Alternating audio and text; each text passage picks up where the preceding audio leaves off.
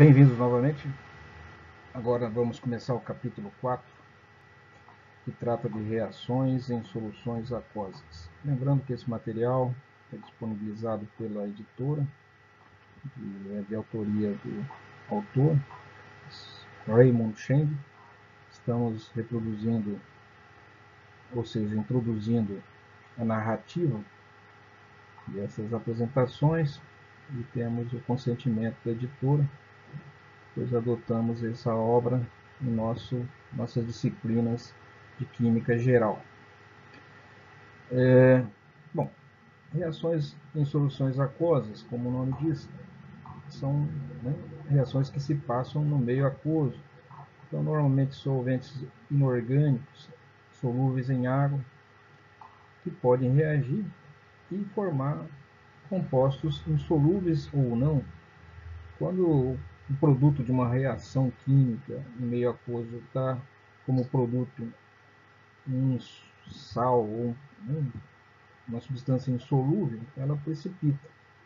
Aqui nós temos sulfeto de cádmio que se formou numa reação, ele tem essa coloração alaranjada, é insolúvel e precipita, por ser mais denso que a água. É sulfeto de cádmio 2. Aqui temos sulfeto de chumbo 2 também. Então já é um sólido, um precipitado negro, também mais denso que a água.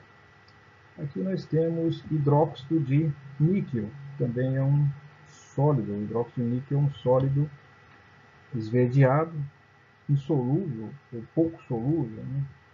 A palavra insolúvel é um pouco exagerada, porque existem substâncias aparentemente insolúveis que apenas possuem uma solubilidade muito pequena em água, sendo que a maior parte precipita. Aqui nós temos hidróxido de alumínio, que tem uma densidade um pouquinho mais próxima da água, por isso não precipita rapidamente, formando essa emulsão esbranquiçada, essa suspensão esbranquiçada. Então vamos ver as reações em soluções aquosas. A água é o solvente universal, é o líquido mais abundante na Terra e no meio em que ocorre a maior parte das reações químicas, inclusive no nosso corpo, que tem como solvente água, A maior parte do nosso corpo é água. Então as reações em meio aquoso são reações de grande importância, tanto na química orgânica quanto na inorgânica, sendo que é mais comum compostos inorgânicos serem solúveis na água do que compostos orgânicos. Mas isso também ocorre em grande proporções, Os álcoois são solúveis em água, os aminoácidos são solúveis em água, os nucleotídeos são solúveis em água, e os carboidratos são solúveis em água, são os açúcares.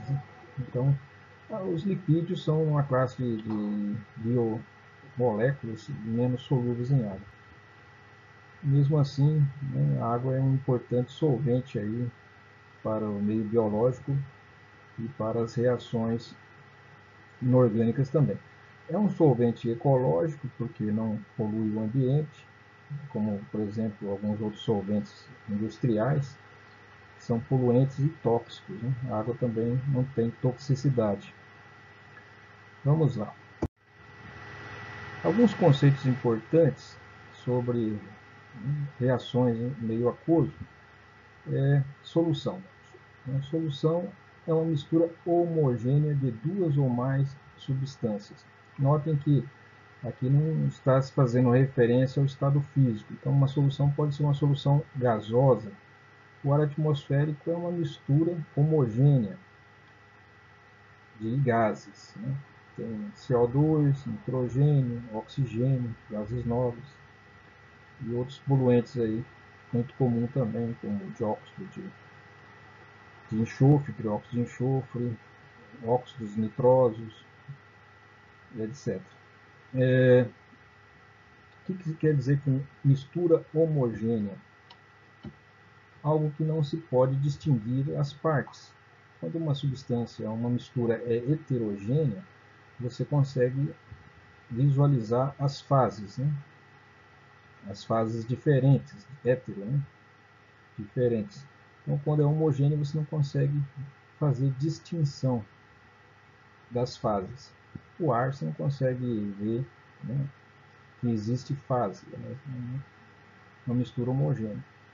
Agora, se for possível ver, mesmo utilizando um microscópio, uma fase ou um elemento da mistura, a mistura larga de ser dita homogênea e passa a ser dita heterogênea. Então, você pode fazer uso de microscópio, instrumentos, né, ópticos, para verificar as diversas fases de uma mistura e dizer se é homogênea ou heterogênea. Também misturas líquidas, do tipo água e álcool, água e sal, água e açúcar, podem ser misturas homogêneas, né? Portanto, toda vez que a mistura é homogênea, se diz que você tem uma solução. Na solução, você tem o soluto, que é a substância em menor quantidade, e o solvente é o componente da mistura que está em maior quantidade. Então, soluto é o que está em menor quantidade, solvente é o que está em grande quantidade. Qual seria o solvente da mistura, né, que a gente chamou de ar atmosférico? É o nitrogênio. O nitrogênio gasoso está em grande quantidade e os outros elementos são solutos. Então, o solvente do ar atmosférico, por exemplo, é o nitrogênio gasoso. O CO2, o oxigênio seriam solventes, solutos, né? Vamos utilizar solução, tem um solvente e tem um soluto. Alguns exemplos aqui.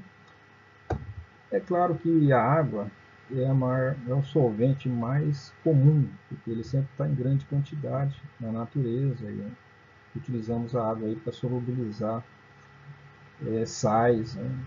E usamos a água em abundância para qualquer finalidade. Ela é o líquido que é usado como solvente mais comum que existe na natureza, também em maior abundância. Então temos aqui alguns exemplos. O refrigerante tem água, que é o solvente, que está em maior quantidade, e tem dissolvido nessa água açúcar e gás carbônico, certo? Então são solutos. Temos o ar atmosférico, como eu falei, que tem o nitrogênio, que é a maior parte do ar atmosférico é nitrogênio, 70 e poucos por cento, e os outros gases são solutos, uma mistura com vários solutos, oxigênio, argônio, né? Esse ar aqui se refere a argônio, enquanto esse ar aqui é o ar atmosférico. Metano, né? Gás de efeito estufa, produzido aí na agropecuária, como processo dos ruminantes, eles fazem decomposição da celulose e produz metano. O metano tem um efeito de estufa mais poderoso que o CO2. É preocupante. Uma solda mole, utilizada para fazer circuitos eletrônicos, um sólido, né? Esse que está entre parênteses aqui é o estado físico, sólido, L, G gás, L líquido. Né? Então, temos três exemplos. Refrigerante é uma solução líquida, o ar atmosférico é uma solução gasosa, e temos a solda mole, que é usada em circuitos eletrônicos, que é uma solução sólida. É um amálgama de dois metais. Quando dois metais estão misturados, se chama amálgama. Né? E também aí um exemplo de solução sólida, uma mistura metálica. Temos também, antigamente era usado mercúrio para fazer obturações dentárias, também era um amálgama. Nesse caso é chumbo, que está em maior quantidade, e estanho, que é em menor quantidade, por isso o solvente é o chumbo. Aqui nós temos uma solução aquosa de permanganato de potássio. Note que quanto mais concentrada é a solução, mais colorida ela fica. Então existe aparelho chamado fotocolorímetros que podem, através da intensidade da cor, determinar a concentração. Você faz uma calibração inicialmente, prepara uma curva, colocando quantidades crescentes de permanganato e medindo no aparelho para cada intensidade de cor do aparelho, você diz que concentração havia. E depois, através dessa curva, você pode utilizar para determinar a concentração de uma solução de permanganato, por exemplo, de concentração desconhecida. Eletrólito. Eletrólito é uma substância que, dissolvida em água, resulta em uma solução que pode conduzir corrente elétrica. Então, eletrólitos são normalmente sais ou compostos iônicos que podem ser colocados em água, se solubilizam ou se dissociam ou se ionizam. Então, alguns compostos iônicos já só se dissociam em água, enquanto outros, quando colocados em água, se ionizam, como o ácido clorídrico, né, o cloreto de hidrogênio. Os ácidos, quando dissolvidos em água, se ionizam, produzem H+. Certo? Então, qualquer substância que é dissolvida em água produz íons, os íons são responsáveis pela condução da corrente elétrica. Então, essa substância que, colocada em água, gera, né, íons, é chamado de eletrólito. Um não eletrólito é uma substância que, quando dissolvida em água, não resulta em uma solução que conduz a corrente elétrica. Então, se você colocar etanol na água, o etanol não vai produzir uma corrente elétrica satisfatória. Da mesma maneira, se você colocar aí, né, açúcar na água, não vai ser um bom eletrólito, não vai conduzir corrente elétrica. Então, substâncias moleculares que não se ionizam na água, ou seja, não produzem íons na água, são ditas não eletrólitos. Por exemplo, alguns solventes como tetraidrofurano, né, ele se dissolve bem em água, mas não conduz corrente elétrica. Acetona, você pode colocar acetona na água, ela se dissolve bem, forma uma solução, porém não conduz corrente elétrica, solução porque não existe íons. Eletrólitos, portanto, são substâncias que, quando colocadas em água, geram, né, se dissociam, se ionizam, produzindo íons, e esses íons são responsáveis por conduzir corrente elétrica na água.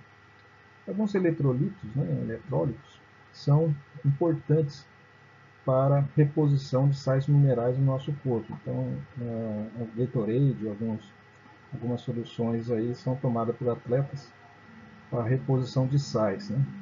Porque se perde muitos sais com a transpiração e com o suor, a urina. Então, eles repõem tomando soluções de eletrólitos, né? Que são sais minerais importantes para o nosso organismo. A água mineral também possui eletrólitos, né? Uma água potável, né, uma água própria para o consumo humano, deve necessariamente conter sais minerais, normalmente metais alcalinos, né, na forma de eletrólitos.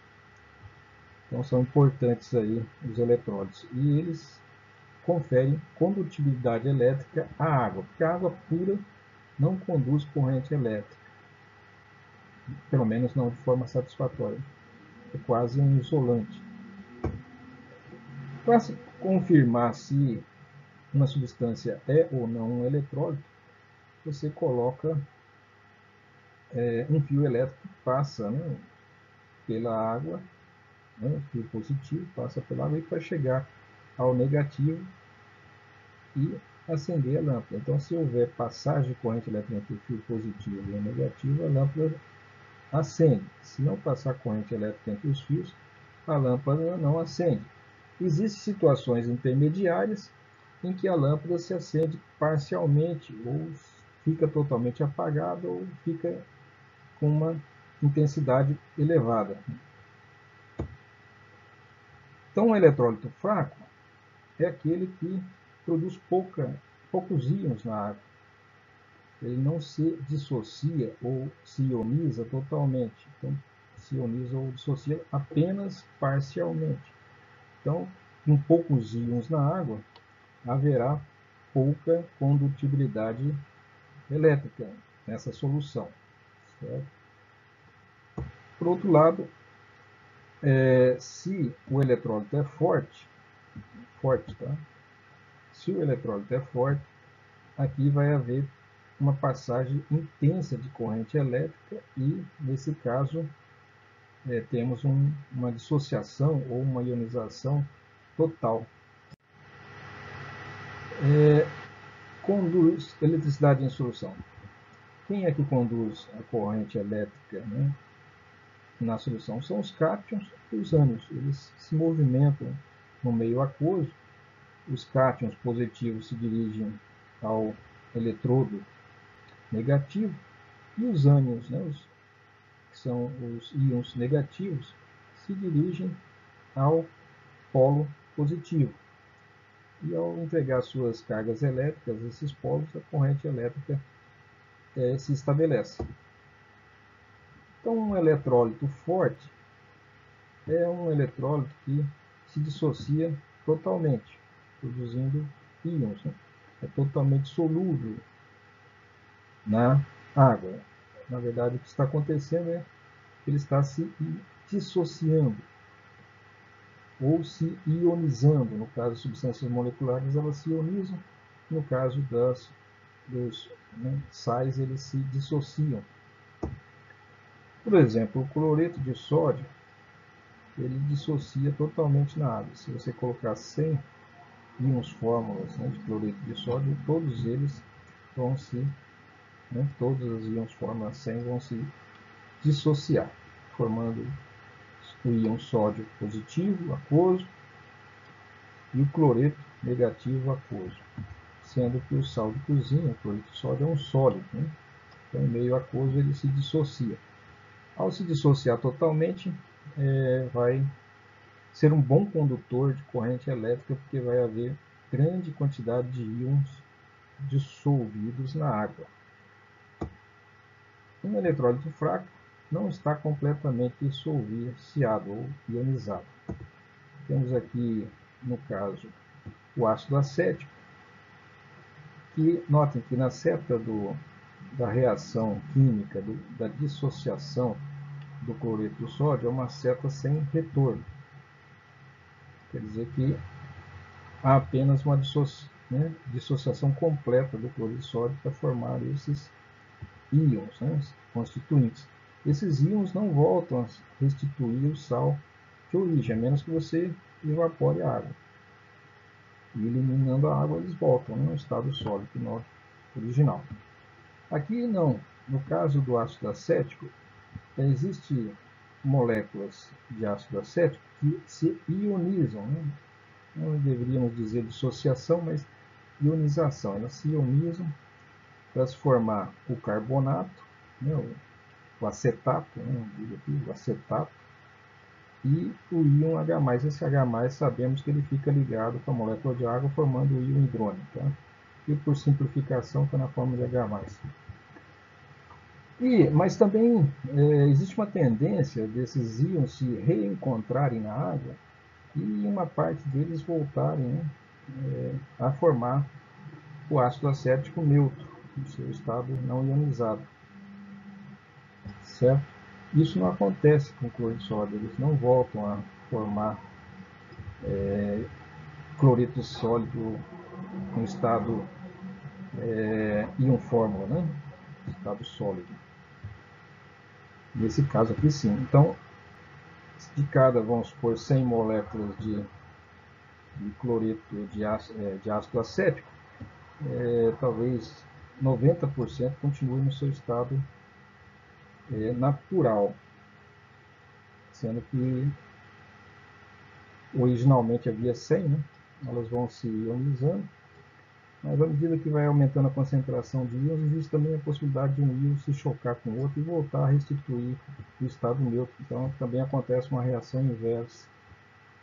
E daí há um equilíbrio, em que nem todas as moléculas de ácido acético estão ionizadas. Sempre vai existir uma certa proporção delas no seu estado neutro.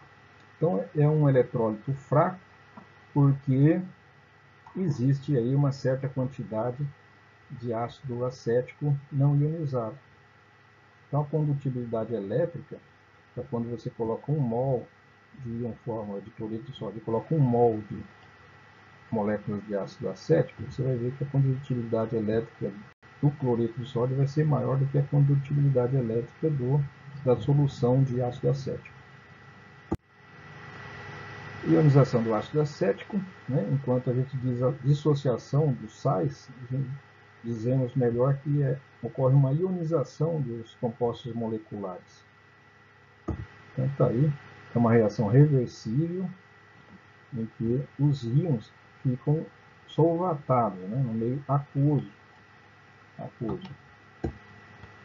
Essa seta nas duas direções indica que a reação é reversível.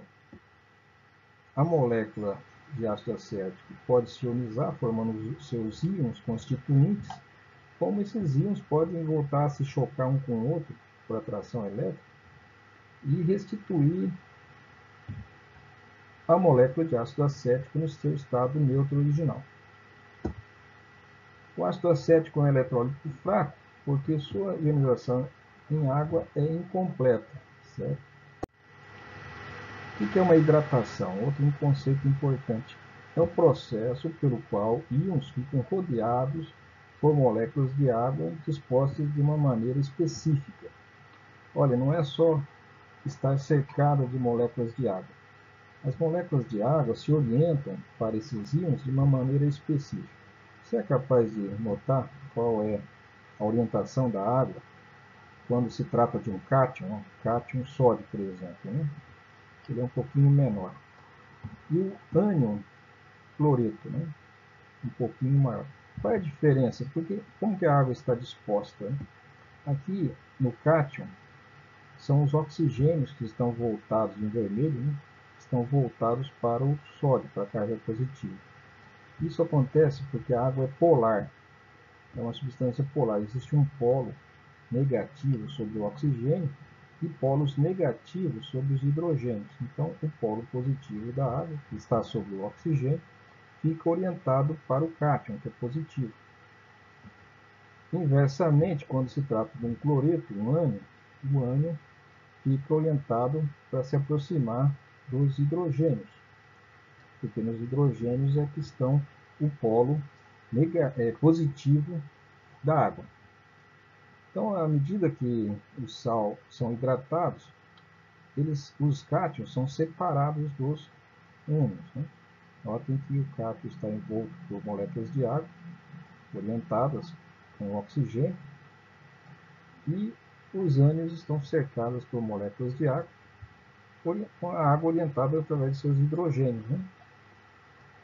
Né? Agora, a atração que existe entre a água e os cátions e ânions tem que compensar a atração que os cátions sentem por seus respectivos ânions. Ou seja, se a atração da água é maior do que a atração entre os cátions e ânions no sólido, né? O sal vai se dissolver. Então, se a atração da água for menor do que a atração entre os cátions e ânions, entre eles, né? Eles vão continuar ligados entre si e a água não vai conseguir retirar. Né? Existem aí fatores, portanto, energéticos também, entrópicos e entálpicos, né? Que envolvem a dissolução dos sais. Normalmente, íons com duas cargas positivas ligados a ânions com duas cargas negativas se atraem com uma intensidade maior, o que dificulta que a água consiga retirá-los do seu tipo cristalino. Então, quando são íons, né, com cargas mais elevadas, né, e aqui você tem um sódio com uma carga positiva e o cloro com uma carga negativa. Então, a força que atrai o cloro ao sódio são de uma carga, né, negativa atraindo uma carga positiva.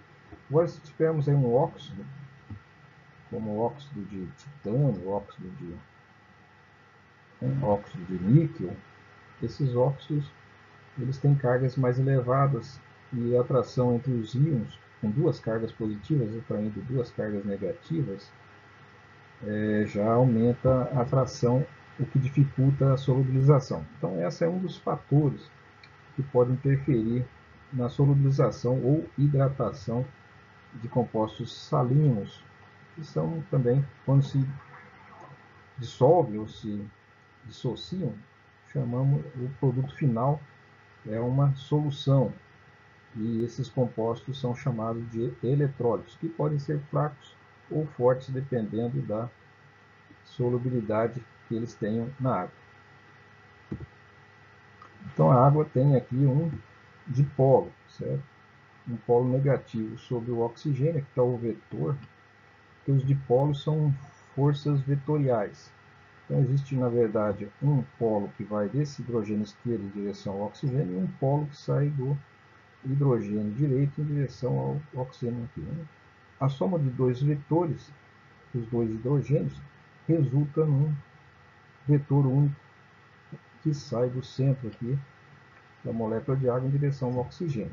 Então esse é o vetor resultante e sai do polo positivo, que estão sobre os hidrogênios, em direção ao negativo, que está sendo sobre o oxigênio. Não eletrólitos não conduzem eletricidade. Então, os não eletrólitos não conduzem eletricidade porque não possuem, não geram íons em solução aquosa. Classificação dos solutos em soluções aquosas. Então, se você colocar ácido clorídrico, ele é um eletrólito forte. Por quê? Porque o ácido clorídrico é um ácido forte, e um ácido forte se ioniza totalmente. O ácido nítrico é a mesma coisa. O ácido clórico, perclórico, o ácido sulfúrico, o ácido hidróxido de sódio, hidróxido de bário. Muitos compostos iônicos são eletrólitos fortes, porque quando colocados em água se ionizam totalmente ou se dissociam totalmente, formando aí uma hidratação dos íons. Notem que alguns ácidos e algumas bases possuem mais de uma carga. Um diácido, por exemplo, pode se dissociar, de ionizar duas vezes. A primeira ionização com a saída do primeiro hidrogênio ionizado e depois com a saída do segundo hidrogênio ionizado. Então existem dois tipos de íons que podem se formar. Pode formar o hidrogênio sulfato e o sulfato. Assim, o bário também possui dois hidróxidos. Então ele pode perder o primeiro hidróxido ou perder os dois hidróxidos.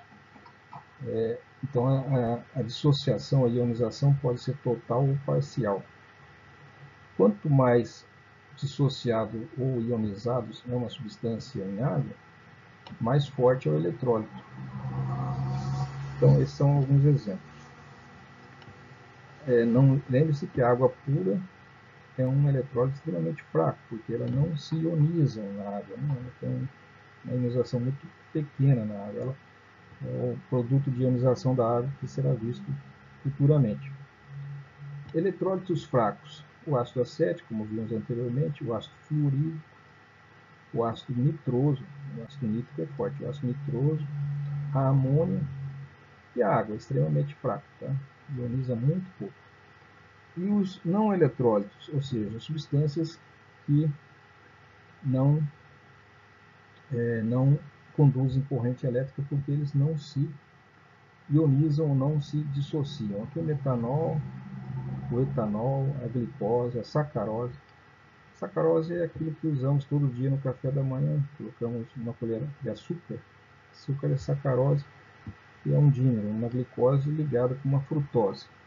Então o metanol e o etanol, o etanol é usado como combustível, presente também nas bebidas alcoólicas.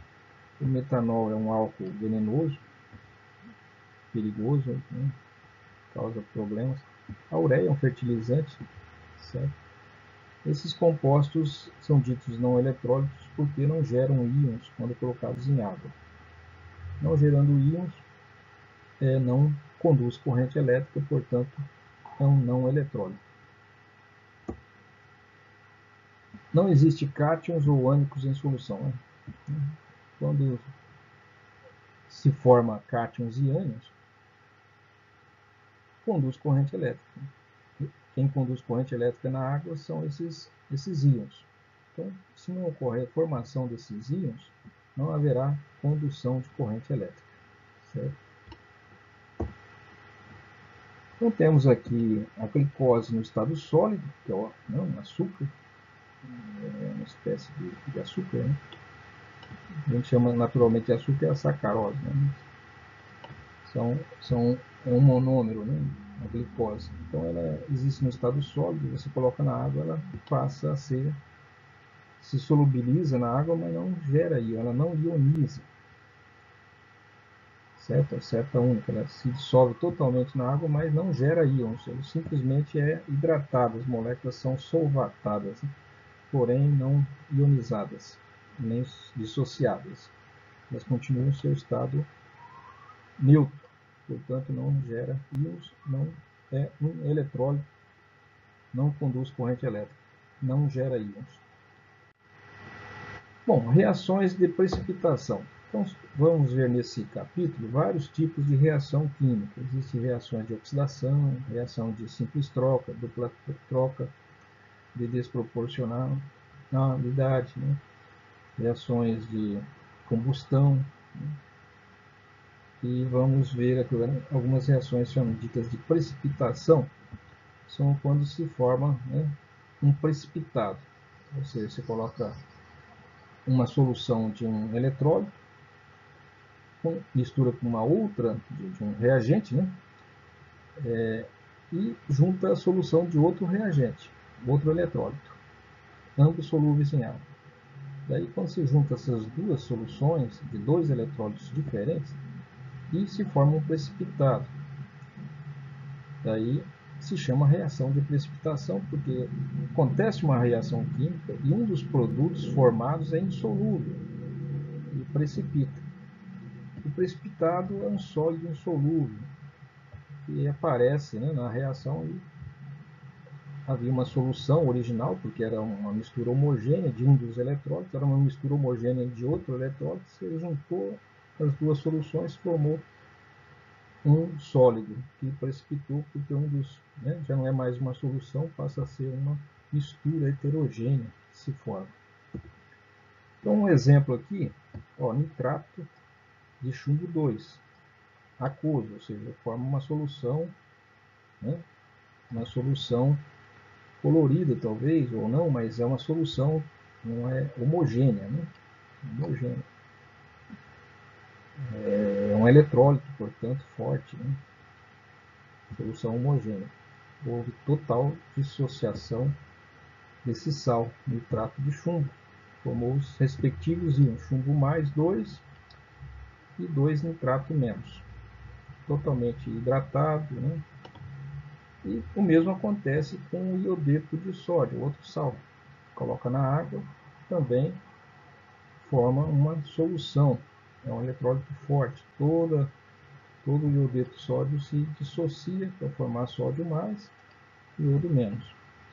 Então, se você tiver uma solução de, né, homogênea, um eletrólito, né, desse eletrólito aqui, nitrato de chumbo, num becker, né, num recipiente, e tiver em outro recipiente uma solução de iodeto de sódio, uma solução também homogênea, um eletrólito forte, né, dissocia totalmente.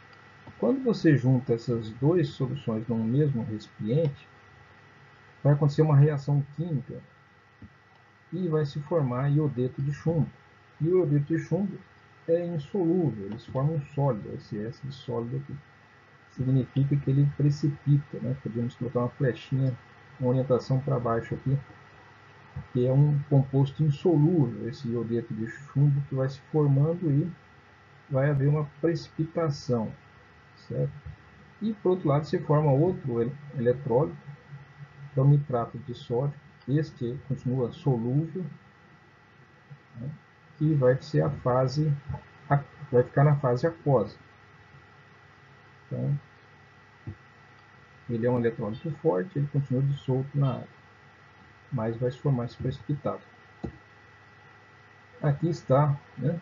Estamos gotejando iodeto de sódio, certo? Está sendo gotejado aqui o iodeto de sódio sobre a solução de nitrato de chumbo, que é essa maior parte aqui do conteúdo do tubo de ensaio. Aí se forma um precipitado amarelo, um pó muito fino, com o passar do tempo vai se depositando no fundo, que é o produto da reação, né?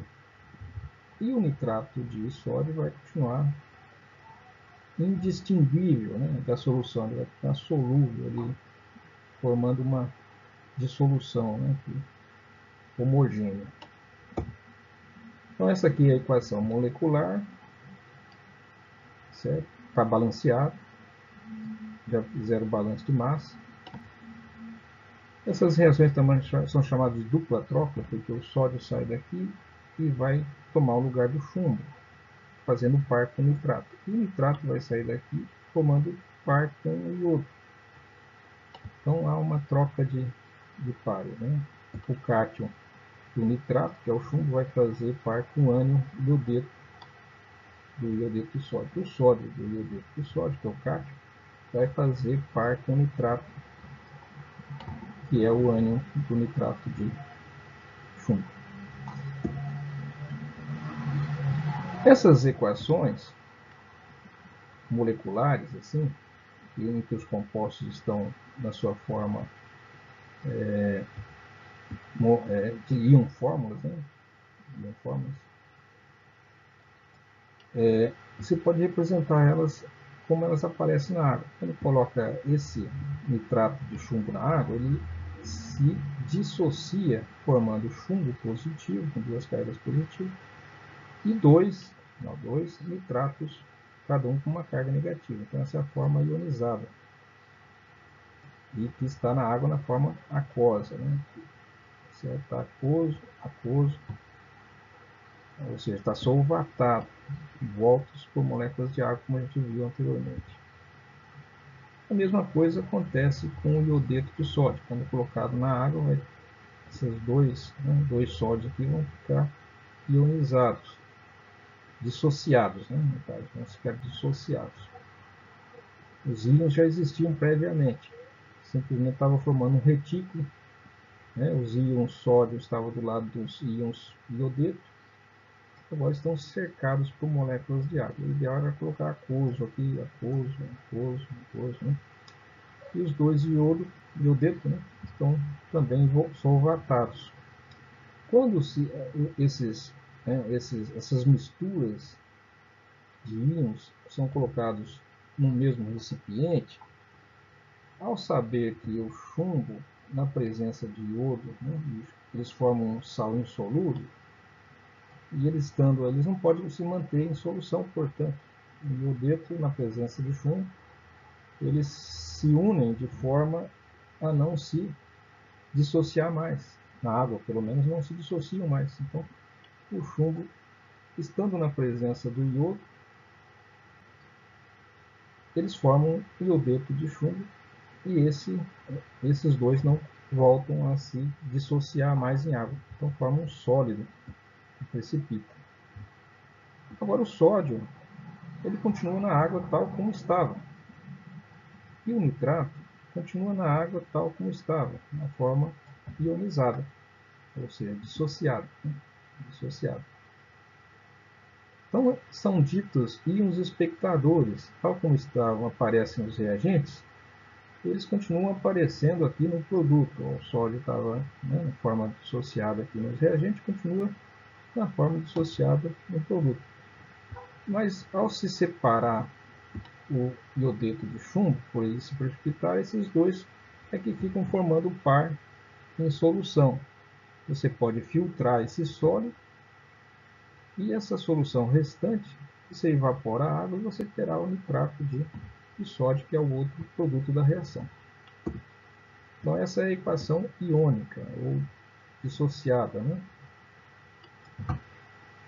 E Quando a gente corta os termos, os íons espectadores, né, que eles ficaram lá assistindo o que aconteceu com o chumbo e o iodo, o que aconteceu com eles, eles se uniram, né? Então, o nitrato e os que aparecem no reagente também apareceu no produto, então eles podem ser eliminados. O sódio que estava no reagente apareceu no produto, pode ser eliminado. Então a reação simplificada é que um chumbo reagiu com dois iodetos para formar um precipitado de iodeto de chumbo. Essa é a equação líquida do que de fato aconteceu quando você juntou as duas soluções, né? Então, o sódio, né, e o nitrato são íons chamados de espectadores, e não aconteceu nada com eles. Precipitação de iodeto de chumbo. Então, uma outra maneira de visualizar o que acontece ali nessa reação de precipitação do iodeto de chumbo. Então, está aqui ó, o iodeto representado por uma esfera lilás, né? Está aqui o nitrato na forma de 3 oxigênios ligado com oxigênio, com nitrogênio. Está aqui o chumbo, um íon positivo com duas cargas, e aqui o potássio, uma carga positiva, certo?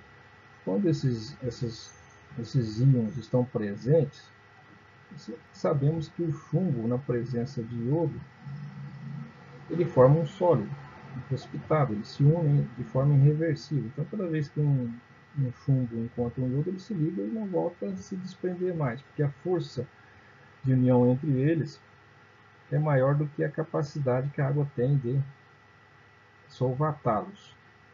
Então, uma maneira de explicar, ainda que também existam fatores termodinâmicos envolvidos.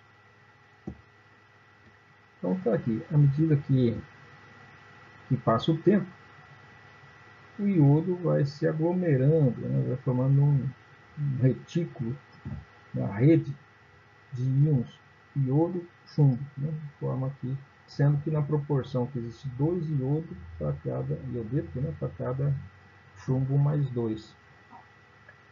Então isso aqui vai sendo retirado, esses íons vão sendo retirados da solução e vão se formando um sólido que vai se precipitando. O que se mantém em solução é o potássio, que já continua hidratado, e o nitrato, que continua hidratado. Então, a reação líquida é o chumbo reagindo com 2 iodetos para formar iodeto de chumbo. Aqui houve uma pequena substituição do potássio por chumbo, né? Assim, o nitrato tudo bem, está bem. O chumbo está aqui, o iodeto está aqui, formou sólido. E aqui o que havia era nitrato de potássio, certo? Então, se forma esse precipitado de iodeto de chumbo mais 2. Uma reação bonita de ver. E sabemos explicar o que está acontecendo. Para prever se uma reação vai se formar ou não um precipitado, basta saber uma tabelinha simples como essa, que é a solubilidade de cátions e ânions. Então, se você quer levar uma informação para uma prova ou quer memorizar alguma coisa, memorize essa tabelinha. Isso aqui te ajudará a explicar uma vasta quantidade de resultado de reação química aquosa, se ele vai ou não formar precipitado. A gente vai entender logo mais. Solubilidade é a máxima quantidade de soluto que podemos dissolver em uma dada quantidade de água, a uma certa temperatura. Então essa aqui é uma regra de solubilidade para compostos iônicos em água a 25 graus centígrados. Muitas vezes um sólido, um sal, não é solúvel na água a 0 graus, ou próximo de 0 graus, mas é solúvel na água quando aquecido. Então a solubilidade pode depender, e depende, na maioria das vezes, da temperatura em que a água se encontra, né? E para se padronizar, sempre se usa uma quantidade fixa de água, né, para todos os sais. Então você pega sempre 100 ml de água e vai colocando um determinado sal e vê se ele vai solubilizando. Então você coloca primeiro, né, uma pequena porção de sal, mistura, solubilizou, coloca um pouco mais, coloca um pouco mais. Vai chegar um momento que a água vai ficar saturada e não vai aceitar mais receber o sal. Porque o sal que você adicionado ali para frente vai precipitar, não vai solubilizar mais. Então você filtra aquele sal que precipitou, desconta do que foi colocado e descobre quanto de sal aqueles 100 ml de água aceitou. E daí você tem a quantidade, a solubilidade para cada sal naquela temperatura. Dessa maneira se fez algumas regras aqui que ajudam muito e que é útil para nós resolvermos muitos exercícios. Compostos solúveis. Quando você viu, né, um lítio na fórmula do sal, ou um sódio, ou um potássio, ou bídio, um césio, ou o íon amônio, eles serão sempre solúveis, certo? Sempre solúveis. Da mesma maneira, quando você vê um ânion que seja um nitrato ou um acetato, não importa com qual cátion eles estejam, também vai ser sempre solúvel. Da mesma forma, quando você vê um bicarbonato ou um clorato, e até mesmo um perclorato, todos os contraíons que estiverem com esses ânions serão solúveis. Então, você coloca aqui clorato de zinco, solúvel, acetato de ferro, solúvel, bicarbonato de alumínio, solúvel, perclorato de chumbo, solúvel. Se tem esses ânions, não importa com qual cátion eles estejam, o sal resultante, né, vai ser um eletrólito, vai ser solúvel.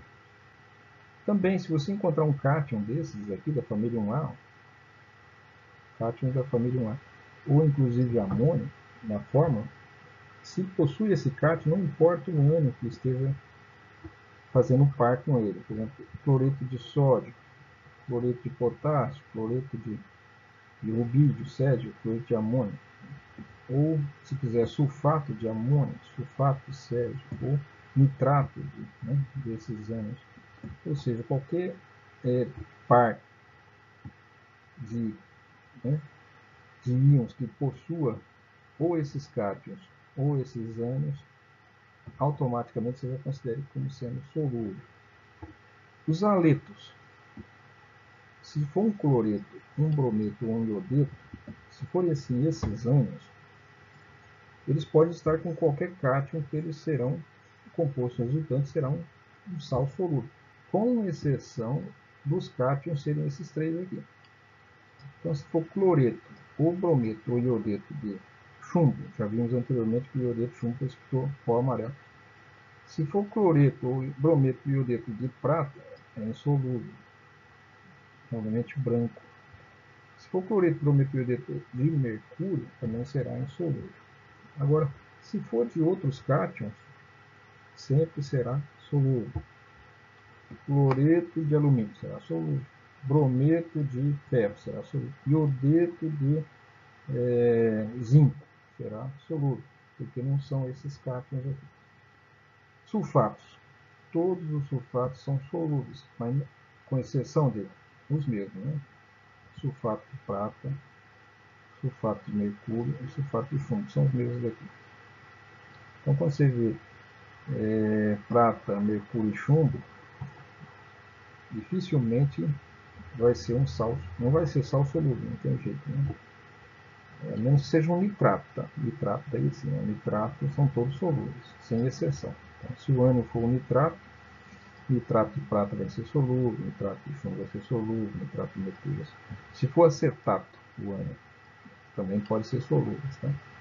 Agora, se for haleto, o ânion for um íon negativo dos halogênios, daí são todos solúveis, mas não pode estar ligado a prata, nem mercúrio, nem chumbo, que daí são insolúveis, tá? Os sulfatos é a mesma coisa. Os sulfatos são solúveis com exceção do sulfato de prata, cálcio, bário, estrôncio, mercúrio e chumbo. Mercúrio mais um, tá? Porque são dois mercúrios para duas cargas positivas. Mercúrio mais um. Agora, como regra geral de compostos insolúveis, os carbonatos, os fosfatos, os cromatos e os sulfetos, como regra geral, são insolúveis. São esses ânions aí, quando eles estão ligados com qualquer cátion, eles são insolúveis. Com exceção dos cátions aqui, né? Se for carbonato de lítio, sódio, potássio, bídio, césio ou amônio, são solúveis. Se for fosfato de lítio, sódio, potássio, são solúveis. Se for cromato, esses mesmos cátions, ou sulfeto, esses mesmos cátions aqui, serão solúveis. Né? Então, metais alcalinos e amônio, tá? Metais alcalinos e amônio. E hidróxido. São insolúveis os hidróxidos, né? A menos que seja com compostos contendo os metais alcalinos e bário. O bário vai ser solúvel, então hidróxido de bário é solúvel, tá? É uma exceção, né? Todos os hidróxidos são insolúveis, com exceção desses aqui. Quando é hidróxido de lítio, sódio, potássio, lítio, ou de amônio, é solúvel. Assim como se for de bário, né? Certo? Se for hidróxido de bário, é solúvel também. Então, bário é uma exceção importante. Então, exemplos de compostos iônicos insolúveis. Aqui nós temos o sulfeto de cádmio, mais 2, sulfeto de chumbo. Né? O sulfeto de cádmio dá essa coloração alaranjada, é um pozinho fino que se depositou, né? Se formou. Talvez exista uma pequena quantidade, né? Que se solubilizou ou ainda está em suspensão. Aqui com chumbo, sulfeto de chumbo mais 2, sulfeto de cádmio mais 2. Certo? Aqui, hidróxido. Os hidróxidos são insolúveis, né? Como regra geral. Os sulfetos são insolúveis, como regra geral, com exceção dos sulfetos dos íons, dos cátions da família 1A. Sódio, lítio, potássio, bídio, césio, ou do amônio. Mesmo, né? Hidróxido. Hidróxidos são ânions, né? Hidróxidos são insolúveis, com exceção dos hidróxidos dos cátions da família 1A. Hidróxido de lítio, sódio, potássio. E de bário, né? De bário também é solúvel.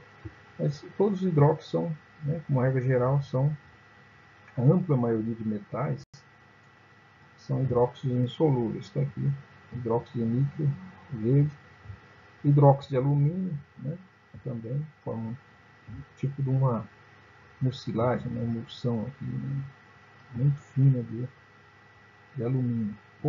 Uma densidade não é muito alta, por isso fica demora para precipitar. Bom, agora podemos resolver alguns exercícios e sempre podemos consultar a tabela de solubilidade para nos orientar. Então, aquela tabela vocês podem pegar, consultar para resolver. Classifique os seguintes compostos como solúveis ou insolúveis. Sulfato de prata. Olha, os sulfatos normalmente são insolúveis. Aliás, são solúveis, mas com exceção desses, né? Certo? Quando é prata, chumbo e mercúrio. Então, por ter mercúrio e prata aqui, vai ser insolúvel. Então, os sulfatos são solúveis, mas quando se trata desses, né? Se é só consultar na tabela, vocês vão ver. Então, esse composto é insolúvel, né? Forma precipitada. Os carbonatos são insolúveis, como regra geral. Tá? Carbonato. E de cálcio, né? Para serem, as exceções são os metais da família 1A. Seriam lítio, sódio, potássio, lítio ou de amônio, né? Mas cálcio não está não está entre eles não. Então é insolúvel. Os fosfatos costumam ser insolúveis, mas por estar com sódio ele é solúvel. Os metais da família 1A, se você vê um metal da família 1A, é solúvel. Então temos que ninguém é obrigado a saber de memória imediatamente essa tabela, né? Não pode, às vezes, não lembrar dos valores. Tem que consultar a tabela simplesmente e com o tempo acaba memorizando. Pelo menos alguns dos íons aí é muito comum, né? Família 1A, né? Se tiver o cátion da família 1A, o amônio é solúvel. Os nitratos são solúveis, os acetatos são solúveis, né? Certo? Então, estratégia. Embora não seja necessário memorizar os valores de solubilidade dos compostos, devemos, no entanto, fixar determinadas regras. Todos os compostos iônicos contendo cátions de metais alcalinos, amônio, nitrato, bicarbonato, são solúveis. Para outros compostos é bom consultar a tabela. Então, de acordo com a tabela, quando se trata de prata aqui, é insolúvel, a menos que fosse nitrato, tá? Ou acetato. O acetato, o prato, nitrato e prato são solúveis. Os compostos que contêm cálcio são do 2A, portanto, é insolúvel, né? O carbonato seria solúvel se fosse de elementos da família 1A, sódio, potássio, né? Ou amônio. O sódio é um metal alcalino do grupo A. Então, se é um metal do grupo 1A, daí não importa o ânion. O sódio, o lítio, o potássio sempre serão solúveis. O amônio, né? Sempre serão solúveis. Escrevendo as equações iônicas simplificadas, como que se faz? Primeiro, escreve a equação molecular balanceada, identificando pela tabela 4.2 quais compostos aparecem como precipitados. Então, se coloca, dado uma equação química, se alguém fizer um enunciado, por exemplo, hidróxido de sódio com ácido clorídrico, para formar cloreto de sódio e água. Aí você coloca, agora tem que balancear ela para ter a equação molecular balanceada. Depois você faz o passo 2. Escrever a equação iônica. A equação iônica é você pegar os compostos que estão no enunciado e verificar se eles são solúveis, você coloca eles na forma dissociada ou ionizada. Se eles são insolúveis, você mantém eles na forma sólida, né? Na forma não dissociada ou, né, molecular. E o composto não aparece como precipitado, deve ser mostrado como, né, íons livres. Isso tanto no reagente quanto no produto, levando em consideração os coeficientes da equação molecular balanceada. Terceiro, cancelar os íons espectadores, que aparecem em ambos os lados da equação. Se um íon está dissociado ou ionizado no reagente e aparece do mesmo formato no produto, você pode cancelar. Verifique se as cargas e os números de átomos estão balanceados na equação iônica simplificada. Ou seja, você tem que verificar se está balanceado corretamente também a equação iônica simplificada. Então vamos aqui fazer um exercício. Predizer o que acontece quando uma solução de fosfato de potássio, já te deu a fórmula para te facilitar, é misturada com uma solução de nitrato de cálcio. Está aqui a equação de nitrato de cálcio. Notem que isso não era preciso ser dado nesse exercício, porque já existem exercícios em que se pede para desenhar, né, a fórmula química dado o nome. E também, dado a fórmula química, se pergunta qual é o nome. Então, esses exercícios já foram vistos, né, no capítulo 3, no capítulo 2. Então, aqui já está sendo dado por facilidade, né, para facilitar. Escrever a equação iônica simplificada. Notem que como ele te deu, né, o nome dos sais, ele está dizendo que foi dado fosfato de potássio e nitrato de cálcio. Então, você tem uma fórmula mais a outra. Faz uma flechinha e vê os produtos, né? Vamos lá. Então, o que ele disse foi isso. Fosfato de potássio aquoso. Tem que saber se é solúvel ou não, para dizer que se está aquoso, né? Se ele já disse que é aquoso, provavelmente é solúvel. Nitrato de cálcio, se é solúvel ou não. Está dizendo que é aquoso, quer dizer que é solúvel. Vai formar o quê? O que acontece quando compostos iônicos são dissolvidos em água? Primeiro vamos ver se vai acontecer a dissociação, que são compostos iônicos. O potássio é positivo, que é metal, e o fósforo e o oxigênio são não metais, formam fosfato negativo. A mesma coisa aqui, o cálcio é metal, nitrogênio e oxigênio são não metais, então composto iônico. Então eles se dissociam, o cátion do fosfato, quando colocado em água. Aqui é a mesma coisa, o cálcio do nitrato, quando dissolvido em água. São solúveis? Todos os sais com potássio, né, família 1A, são solúveis. Todos os nitratos são solúveis, são a regra lá. Então esses compostos realmente são solúveis, ou seja, se dissociam totalmente na água. Então você pode já representar o composto dissociado. Quais íons são formados pela dissociação do fosfato de potássio? Então, 3 fosfato em lado, 3 potássio em lado e um fosfato do outro. Né? E aqui o mesmo, nitrato de cálcio. O cálcio se separa do nitrato. O que acontece quando cátions e ânions se encontram em uma solução? Né? Será que vai haver precipitação? Será que o potássio, na presença do nitrato, vai precipitar? Ou será que o cálcio, na presença do fosfato, vai precipitar? Então você tem que simplesmente olhar na tabela desse cálcio com fosfato forma um sal insolúvel, ou se potássio com nitrato forma um sal insolúvel. Então você tem que olhar na tabela. Vamos lá. Então a solução. Em solução, fosfato de potássio se dissocia em potássio mais e fosfato menos, porque são solúveis, né? Formam eletrólitos. Como que eu sei? Olha na tabela. Né? Tabela de solubilidade. Todos os sais com potássio são solúveis, ou seja, se dissociam. 3 potássio e 1 fosfato. O mesmo, todos os nitratos são solúveis, está lá na tabela. Então forma potássio e nitrato. Certo? Isso aqui também já sabemos da formação desses sais quando usamos a tabela de cátions e ânions para formar esses compostos. Né? Então, o nitrato de cálcio vem do cálcio mais 2 ligado com o nitrato menos 1. Usamos o índice aqui, né, o expoente 1, para colocar como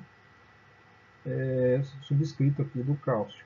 E a carga do cálcio 2 como subscrito do nitrato. A gente já mostrou isso em outros exercícios, usando tabela de cátions e ânions, para dar nomes aos compostos e para mostrar de onde eles vêm. Quais são os cátions e ânions que formam um composto iônico, e o nome, né? Já sabemos fazer isso. Então, e sabemos agora que é solúvel, porque tem, né, pela tabela de solubilidade, todo nitrato é solúvel e todo sal que possui potássio é solúvel. Então, de acordo com a tabela para tudo isso, o íon cálcio e o fosfato PO3 vão formar um composto insolúvel. E se existir, né, na solução aquosa, como resultado da dissociação desses compostos solúveis, formou fosfato, né, de potássio, mas formou fosfato. E na mesma solução se formou cálcio e nitrato. Só que cálcio e fosfato não podem coexistir sem formar precipitado. Então, quando esses dois íons se encontram em solução, eles vão precipitar, porque o fosfato vai se ligar com o cálcio e vai formar um sólido. Sabemos porque na tabela lá diz que fosfato de cálcio é insolúvel, então vai se formar um precipitado. Então vai formar um composto insolúvel. O fosfato de cálcio é insolúvel. E sabemos que o fosfato de cálcio é 3 fósforo, 3 cálcio para 2 fósforo, porque a carga do cálcio é 2, você usa como subscrito do fosfato. A carga do fosfato é 3, você usa como subscrito do cálcio, 3 a 2. Isso aqui já foi visto lá na tabela de cátions e ânions, em que a gente formou compostos iônicos e deu nome a eles. Então, esse daqui vai ser um precipitado que vai se formar, porque sabemos que fosfato, né, negativo e cálcio positivo, eles não existem na forma aquosa, eles formam precipitado, são insolúveis, então esse composto resultante que vai se precipitar. Enquanto que os outros dois íons, o potássio, que é solúvel, né, forma, né, sais solúveis, o nitrato também forma sais solúveis, eles vão ter que formar par entre eles, só que eles não vão se ligar, eles vão continuar solúveis, né? Vão continuar hidratados, vão permanecer em solução, serão chamados de íons espectadores, portanto, esses dois aqui, que são o que resta, né? Por isso, esta é uma reação de precipitação com formação desse precipitado aqui, que é o fosfato de cálcio.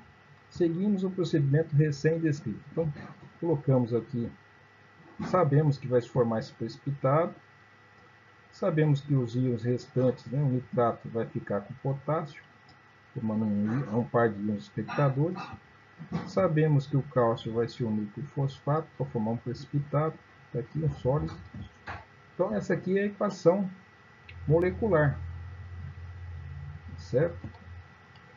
Sabemos, então, quando colocar fosfato de potássio na presença de nitrato de cálcio, vai haver uma dupla troca, né? O potássio vai se formar par com o cálcio, com o nitrato, e o cálcio vai formar par com o fosfato, formando aqui um precipitado, um sólido, portanto. Então, se eu misturar uma solução aquosa, né, de fosfato de potássio, que é solúvel totalmente na água, pois possui potássio, então é solúvel, uma solução aquosa homogênea.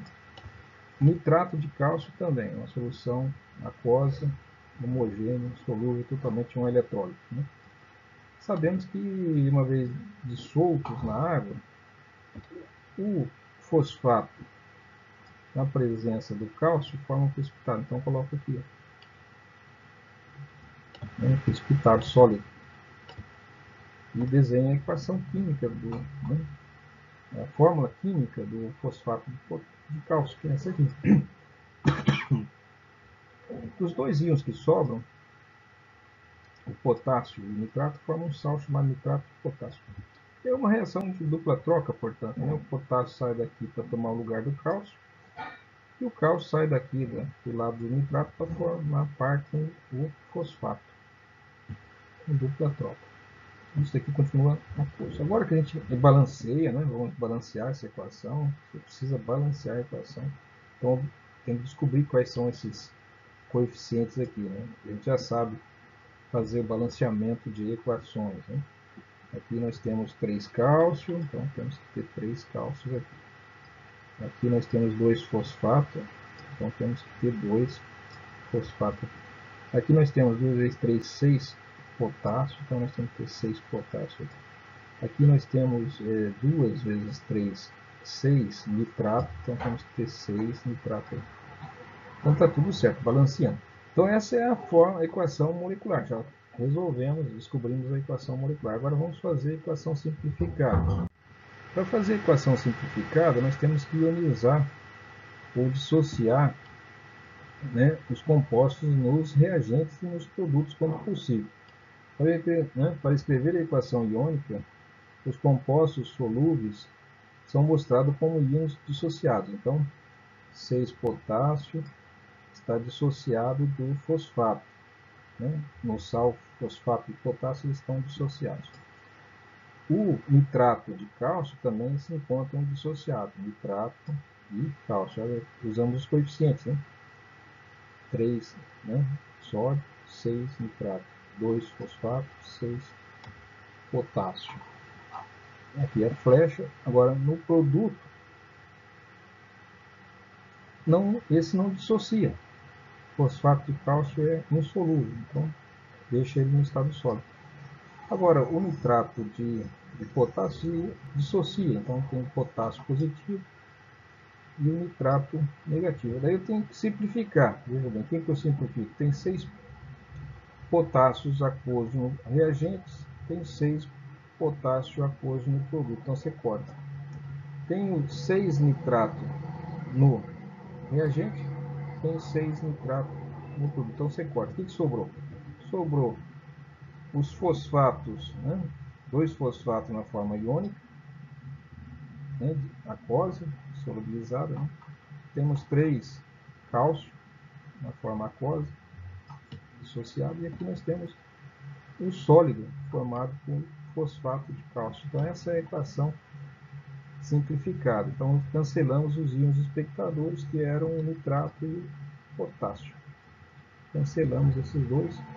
em cada lado da equação obtemos a equação iônica simplificada. 3 cálcios que estavam aquoso, né, solúveis, né, nos reagentes, e 2 fosfatos que estavam também solúvel, aquoso nos reagentes, para gerar um fosfato de cálcio sólido insolúvel no produto, né, sólido que se forma. Então note que, como começamos balanceando a equação molecular, ao escrever a equação iônica, o número de átomos e as cargas negativas, né, devem ser os mesmos em ambos os lados da equação. Então você tem 3 cálcios positivos, e você continua tendo 3 cálcios com 2 cargas positivas. Aqui você tem 2 fosfatos com 3 cargas negativas, você 2, né? Fosfato continua tendo 2 aqui, fosfato com 3 cargas negativas. Então aqui é um fenômeno que acontece com as tubulações com o passar do tempo. O cálcio presente na, na água, né, que circula para fazer aquecimento, né, em regiões de clima quente, frio.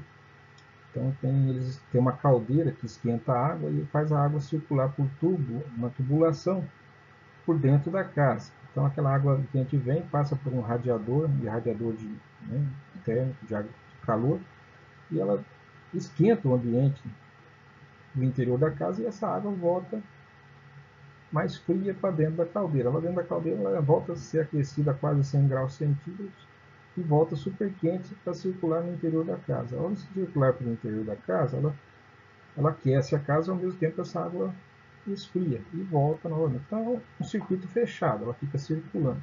Acontece que essas águas utilizadas normalmente tem cálcio.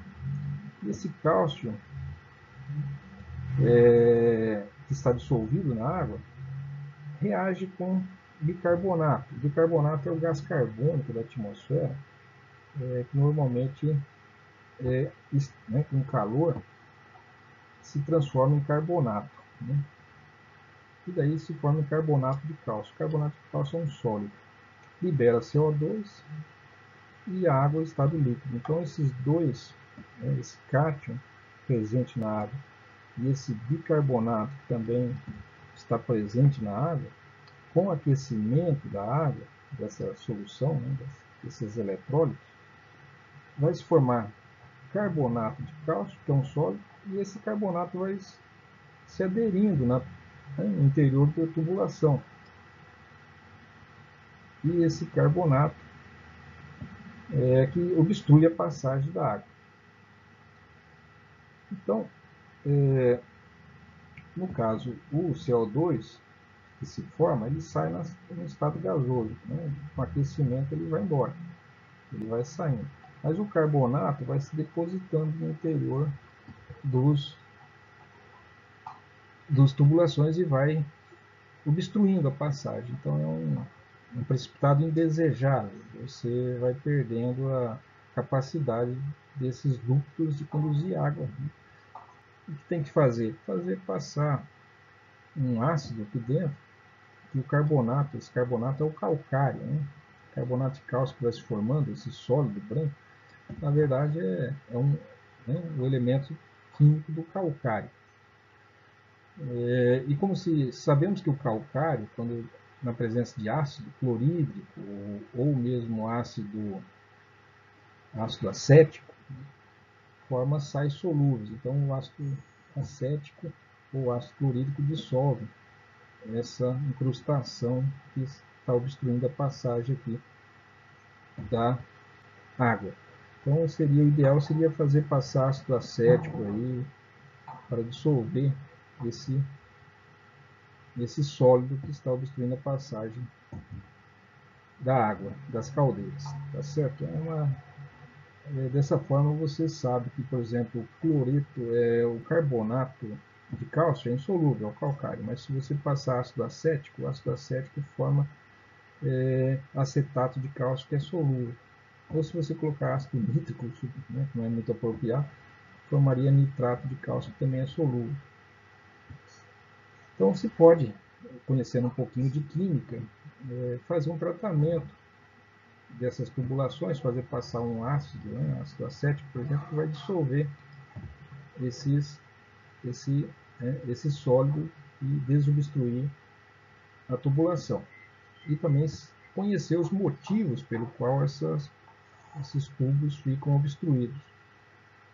Uma maneira seria evitar a presença de cálcio na água que circula no interior dessas tubulações. Uma água tratada, uma água deionizada seria o ideal.